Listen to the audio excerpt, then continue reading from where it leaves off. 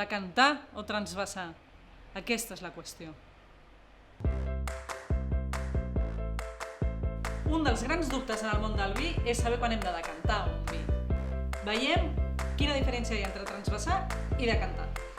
Decantem per separar les precipitacions sòlides o pòssits que pel pas del temps o perquè és un vi que no està filtrat poden aparèixer components de manera natural que precipiten al fons de l'ampolla. És important no moure-la molt abans de decantar o de servir el vi.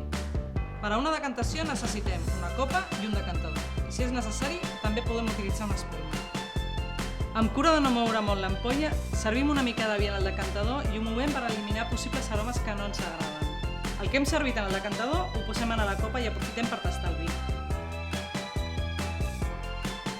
I ara, amb cura, intentant que no passin els pòssits al decantador, servim el vi. Si no veiem bé els pòssits, podem utilitzar una espelma i mirar contra llum a través de l'ampolla.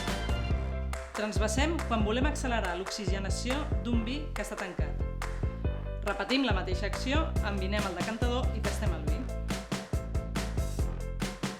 Ara servim el vi sense por.